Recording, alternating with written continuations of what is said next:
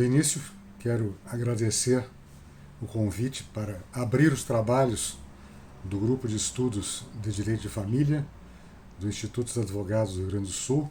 Uma honra para mim abrir os trabalhos do ano de 2021. Por isso, quero fazer um agradecimento muito especial à nossa presidente do IARGS, a doutora Sulamita Santos Cabral, e às coordenadoras adjuntas deste grupo, respectivamente a doutora Ana Lúcia Piccoli e a doutora Liane Bestetti. E além desses agradecimentos preliminares, quero também fazer uma homenagem a uma pessoa sem a qual este grupo não existiria. Uma pioneira que lá no início no final dos anos 80, na verdade, deu início a estes encontros. A doutora Helena Raia Ibanes, nossa sempre coordenadora deste grupo de estudos.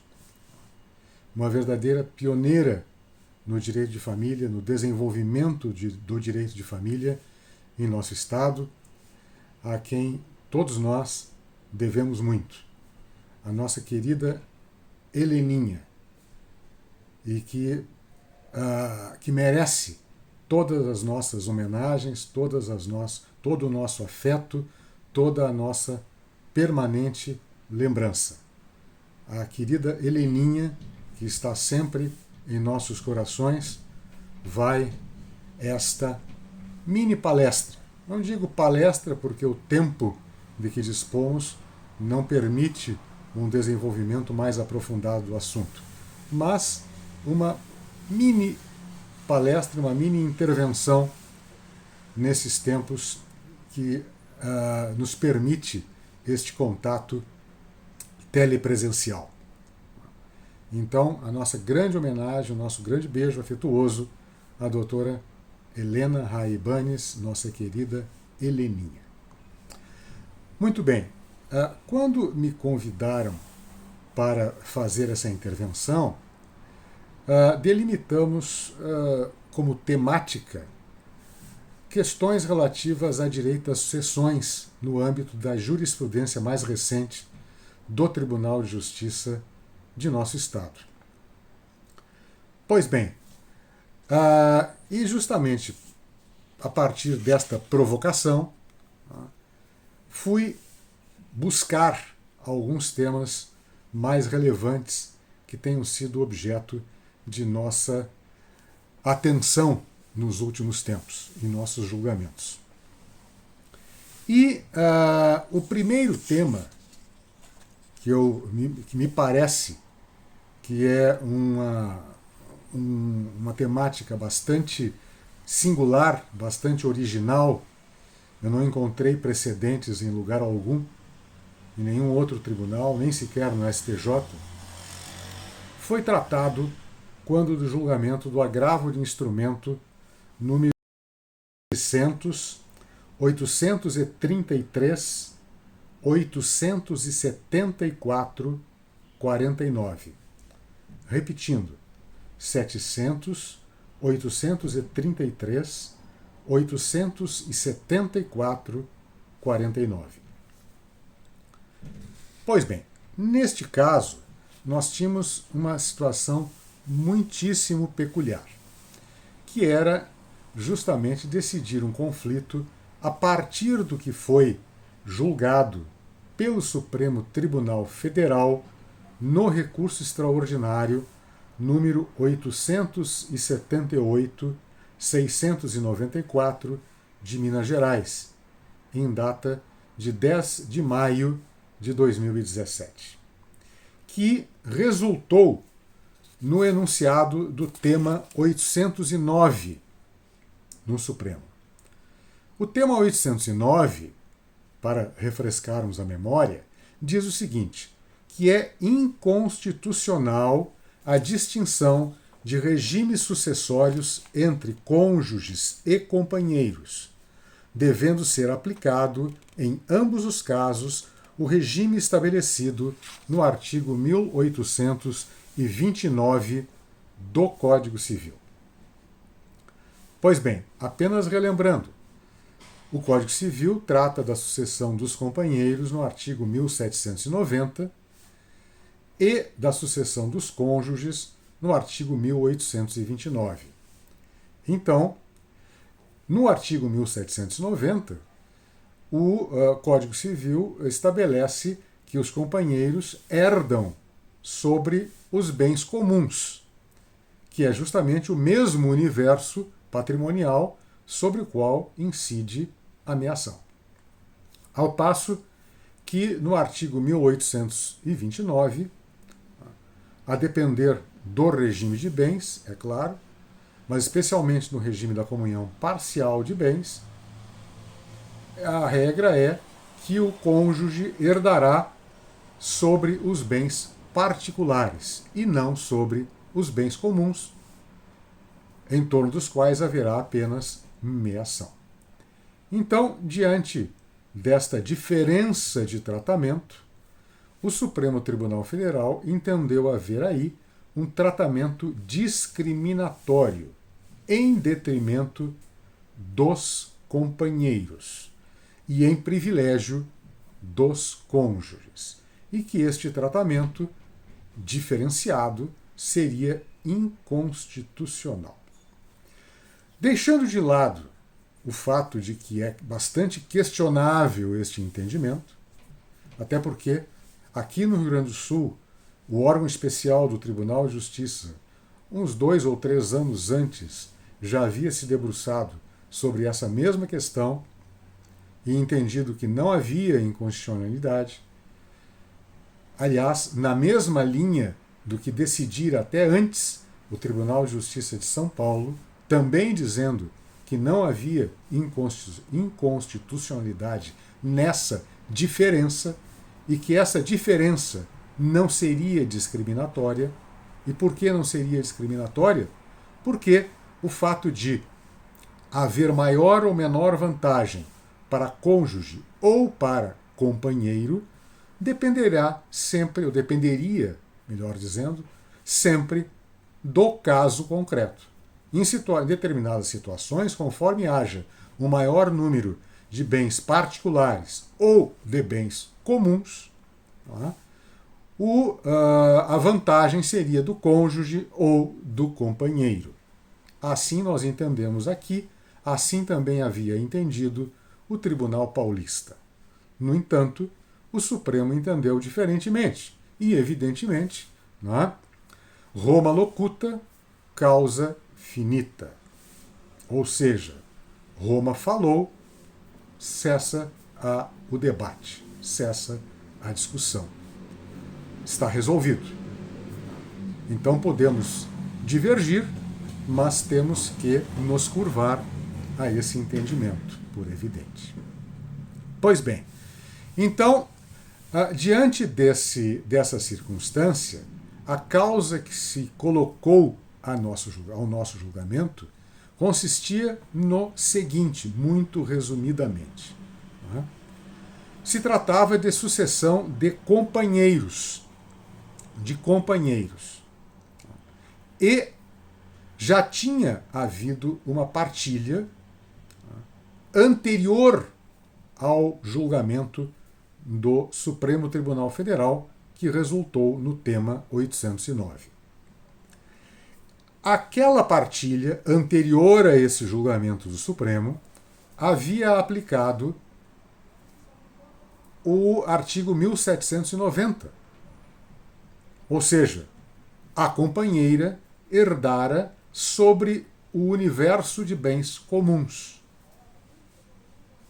em concorrência com os filhos. Pois bem,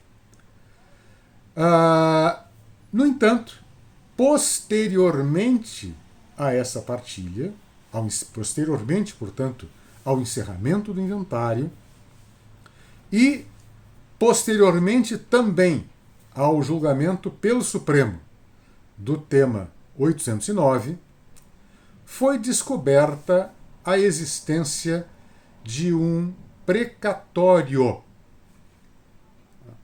de um crédito resultante de um precatório titulado pelo decujus. Muito bem. Tratava-se, portanto, de um bem particular, porque resultante produto do trabalho. E a discussão que se travou era qual dispositivo aplicar na sobrepartilha. O artigo 1790, já declarado inconstitucional pelo Supremo Tribunal Federal, ou o 1829, que o Supremo havia já entendido como aplicável às uniões estáveis. O problema é que se nós aplicássemos a regra do 1829, a companheira que já herdara sobre os bens comuns herdaria também sobre os bens particulares, resultando daí uma grande vantagem em favor dela, em comparação com a situação do cônjuge, que jamais herdaria simultaneamente sobre os bens comuns e sobre os bens particulares. Então, partindo deste raciocínio, considerando que o inventário e a partilha já se consumara sob a égide do artigo 1790 do Código Civil, a oitava Câmara, a partir do voto de que eu fui condutor, do entendimento de que eu fui condutor, não é? Acabou por entender que, não obstante o julgamento do tema 809, nessa circunstância muito especial, em que já havia uma partilha, ao menos a primeira partilha concluída, não se poderia aplicar a uma sobrepartilha, que nada mais é do que um segundo momento da partilha, uma regra diferente. Porque aplicando-se regras diferentes aos dois momentos da partilha, nós teríamos uma situação de absoluta injustiça, de absoluto favorecimento para o companheiro, o que não seria justo. E assim se fez. Ou seja, numa situação absolutamente singular, não prevista quando do julgamento pelo Supremo Tribunal Federal, nós preferimos manter uma equidade, uma isonomia, na medida em que aplicamos um critério único para o primeiro e para o segundo momento da partilha. Ou seja, para a partilha e para a sobrepartilha. E assim se fez. O caso é bastante interessante, o caso é único ao que nos parece na jurisprudência, e creio que se trata de um julgamento realmente relevante. Pois bem, um segundo tema que eu gostaria de trazer à consideração de quem nos assiste diz respeito à questão da retroatividade do contrato na união estável, o contrato de união estável que dispõe acerca do regime de bens. Ou seja, digamos, o casal já vive em união estável há alguns anos. Lá pelas tantas, resolvem estabelecer um contrato escrito no sentido de não apenas declarar que vivem em união estável há tantos anos, há X anos, como também dispor que vigorará entre eles o regime da separação absoluta de bens. Tanto para os bens já existentes, adquiridos no período anterior, como para os bens doravante adquiridos.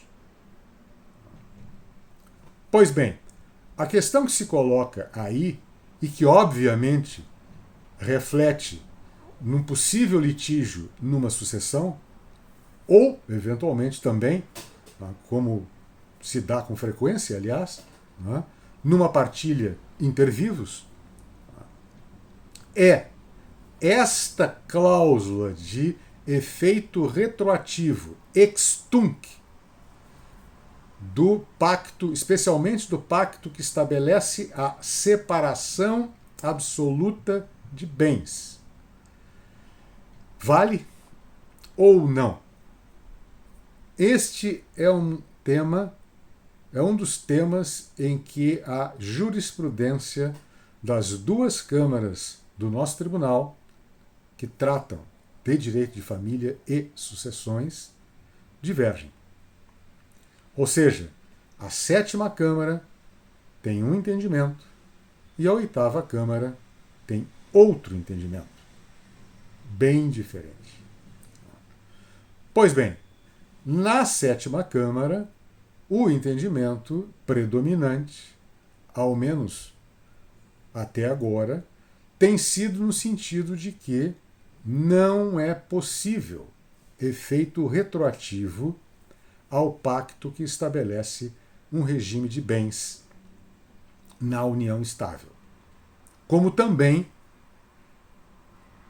a sétima entende que mesmo a alteração de regime de bens permitida lá pelo artigo 1639 do Código Civil, a alteração do regime de bens no casamento, segundo o entendimento da sétima Câmara, não poderia ter efeito retroativo. Pois bem, na oitava, nós temos o entendimento por unanimidade em sentido diametralmente oposto. Ou seja, entendemos que, desde que haja cláusula expressa, tanto no contrato de união estável que disponha sobre regime de bens, quanto no momento da mudança, da alteração do regime de bens no casamento, é sim possível a obtenção de efeito retroativo, desde que expressamente pactuado. Na hipótese de não haver expressa pactuação, o efeito não será retroativo. Pois bem, por que assim tem se entendido na oitava? Basicamente, pelo princípio da livre estipulação que consta no Código Civil. Ou seja, que consiste em que os cônjuges poderão pactuar quanto aos seus bens o que lhes aprouver. Ora, recentemente até nós tivemos um caso em que se discutia isso. Ou seja, a mulher alegava que havia pactuado, vejam bem, que havia pactuado 2 vezes o regime de separação de bens.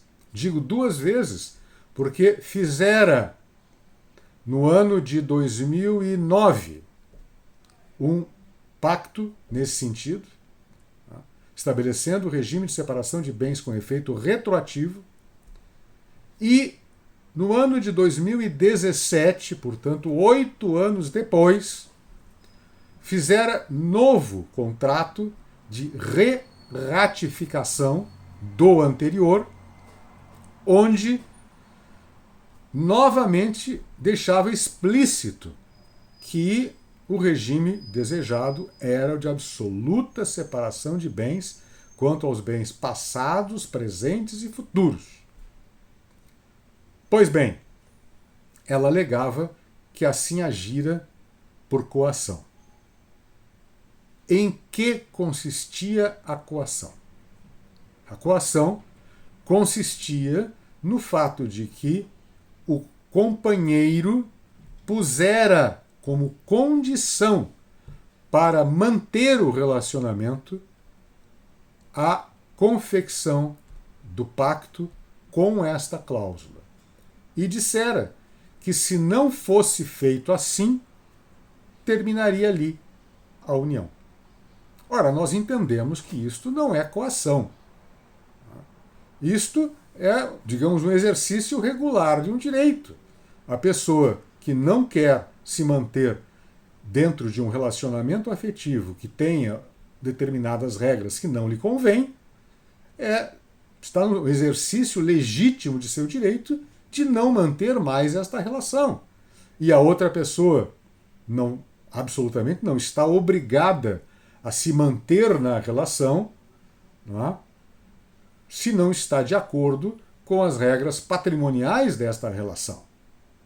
Isto absolutamente não é exercício de coação, de forma alguma. Então se entendeu que coação não havia e que, portanto, era sim válida aquela pactuação, por sinal feita 2 vezes, com um intervalo de 8 anos entre a primeira e a segunda pactuação. O que demonstrava que não havia coação alguma, porque que coação seria essa que perdurara ao longo de 8 anos? Porque se no primeiro momento, lá em 2009, a mulher não desejasse adotar esse regime, terminaria a relação sem fazer o pacto de separação de bens, não é? E eles partilhariam tudo o que fora até ali adquirido pelo regime legal, ou seja, o da comunhão parcial.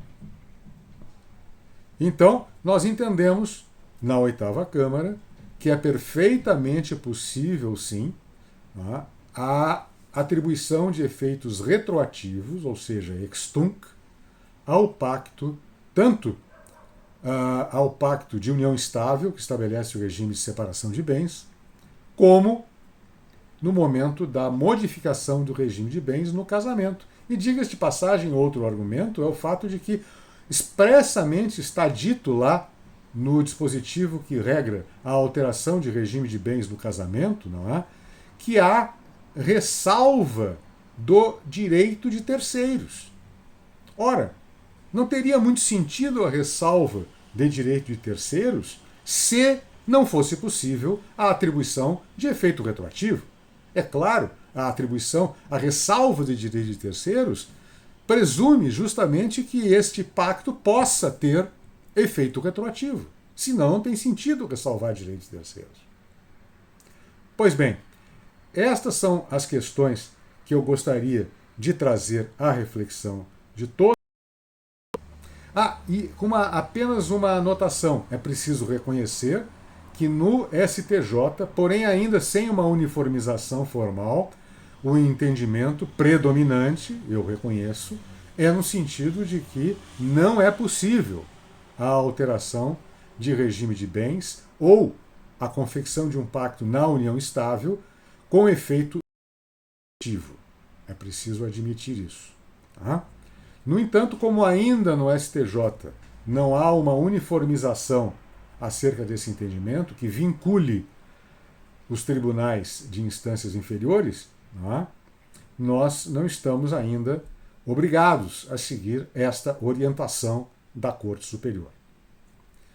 Então, com estas observações, e considerando que já extravasei um pouco o tempo destinado a esta intervenção, eu agradeço a atenção do que tenham assistido a esta minha participação e desejo a todos um ano novo já não é mais, que nós já estamos no mês de abril, mas um ano novo para o grupo de estudos, um novo ano para o grupo de estudos de Direito de Família do IARGS, com exitosas promoções, exitosos encontros, mesmo em termos virtuais. Saúde a todos e até uma próxima oportunidade.